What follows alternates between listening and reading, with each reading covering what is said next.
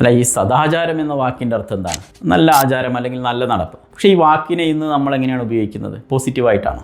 ആരെങ്കിലും ഒരു നല്ല വാക്ക് പറഞ്ഞു, ഉപദേശിച്ചു എന്ന് വിചാരിക്കുക. സദാചാര പോലീസ് ചമയാൻ നിങ്ങൾ വരണ്ടെന്നാണ് പറയാം. അതായത് ഒരു നല്ല വാക്കിനെ പോലും മോശമായ അർത്ഥത്തിലാണ് ഇന്ന് ഉപയോഗിച്ചുകൊണ്ടിരിക്കുന്നത്. വയലൻസ് കണ്ടന്റുള്ള സിനിമകൾ, ലഹരി, ഇതൊക്കെയാണ് കുറ്റകൃത്യങ്ങളുടെ കാരണമായിട്ട് പറയപ്പെടുന്നത് പലരും. പക്ഷേ അതിനേക്കാൾ എനിക്ക് തോന്നിയിട്ടുള്ളത് ഈ പുതിയ കാലത്ത് പ്രചാരത്തിൽ വന്ന ഒരു ഇൻഡിവിജ്വലൈസേഷൻ്റെ ഒരു വിഷയമുണ്ട്. അതായത് ബന്ധങ്ങൾക്കോ സാമൂഹികമായ ബന്ധനങ്ങൾക്കോ ഒരു വിലയും കൊടുക്കാതെ സ്വതന്ത്ര ചിന്ത, ഞാൻ മാത്രമാണെന്ന ചിന്ത, പ്ലഷറിന് വേണ്ടിയിട്ടുള്ള ഓട്ടം, സോഷ്യൽ മീഡിയയുടെ ഇൻഫ്ലുവൻസ്, ഇങ്ങനെ പുതിയ തലമുറയുടെ ചിന്താഗതികളെ പലതും സ്വാധീനിക്കുകയാണ്. അപ്പോൾ ഒരു മതനേതാവ് ഒരു വിഷയത്തിൽ ഒരു മതനിയമം പറഞ്ഞാൽ അതൊരു സാമൂഹിക പ്രശ്നമായി മാറുകയാണ്. കുടുംബം അവൻ്റെ വിഷയത്തിൽ ഇടപെട്ടാൽ വ്യക്തി സ്വാതന്ത്ര്യത്തിൻ്റെ പ്രശ്നമാണ്. അധ്യാപകർക്ക് കുട്ടികളെ വെറുതെ ഒന്ന് തുറച്ചു നോക്കാൻ പോലും പറ്റാത്ത ഒരു സാഹചര്യമാണുള്ളത്. പേടിയാണ്. മുതിർന്നവർ എന്തെങ്കിലും കാര്യത്തിൽ കുട്ടികളുടെ കാര്യത്തിലൊക്കെ ഇടപെട്ടാൽ അത് തന്ത വൈബാണെന്ന് പറഞ്ഞിട്ട് അവരെ ആക്ഷേപിക്കുക. അതായത് സാമൂഹിക ജീവിയായിട്ടുള്ള മനുഷ്യന് അനിവാര്യമായിട്ടുള്ള മൂല്യബോധങ്ങൾ, വാല്യൂസ്, ഇതിനെ തിരിച്ചു കൊണ്ടുവരാതെ, അതിനാവശ്യമായിട്ടുള്ള